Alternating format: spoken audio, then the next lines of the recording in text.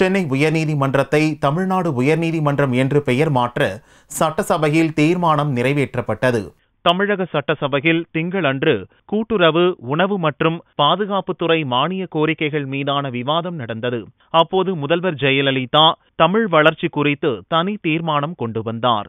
அதில் சென்னை உயர்நீதிமன்றத்தை தமிழ்நாடு உயர்நீதிமன்றம் என்று பெயர் மாற்றுவதற்கும், மேலும் சென்னை உயர்நீதிமன்ற மதுரை கிளையை தமிழ்நாடு உயர்நீதிமன்ற கிளை என்று பெயர் மாற்றுவதற்கும் மத்திய அரசை வலியுறுத்தி தனி தீர்மானம் கொண்டு வரப்பட்டது. இந்த தீர்மானத்தை திமுக, காங்கிரஸ் மற்றும் முஸ்லிம் லீக் கட்சிகள் ஆதரவு தெரிவித்தன. இதனை அடுத்து சட்டசபையில் அனைத்து உறுப்பினர்களின் ஆதரவோடு தீர்மானம் ஒருமனதாக நிறைவேற்றப்பட்டது. மாண்புமிகு பேரவைத் தலைவர் அவர்களே, கல் தோன்றி மண் தோன்றா காலத்தில் முன் தோன்றிய மூத்த குடி தமிழ்குடி. உலகில் எத்தனையோ மொழிகள் பேசப்படுகின்றன. இருந்தாலும் பல்வேறு மொழிகளுக்கு இல்லாத சிறப்பு அன்னை தமிழ் மொழிக்குண்டு.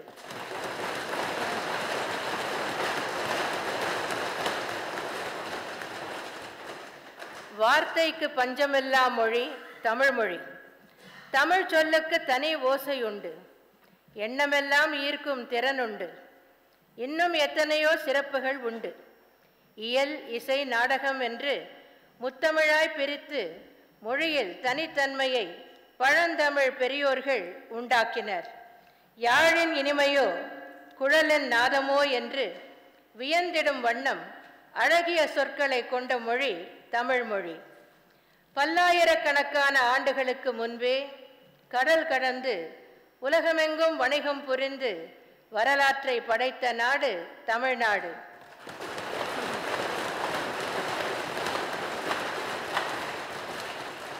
கல்வியில் சிறந்த நாடு தமிழ்நாடு.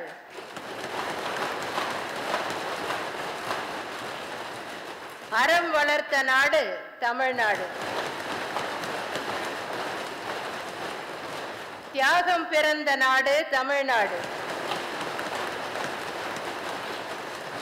வீரம் செறிந்த நாடு தமிழ்நாடு. அனைத்து சமயங்களையும் போற்றி வளர்க்கின்ற நாடு தமிழ்நாடு. வள்ளுவன் தன்னை உலகுக்கு அளித்து வான்புகழ் கொண்ட நாடு தமிழ்நாடு. கலைக்கு மதிப்பு கொடுப்பது தமிழ்நாடு. வந்தாரை வாழ வைக்கும் நாடு தமிழ்நாடு. மெட்ராஸ் உயர் நீதிமன்றம் என அழைக்கப்படும் உயர் நீதிமன்றம் தமிழ்நாடு உயர் நீதிமன்றம்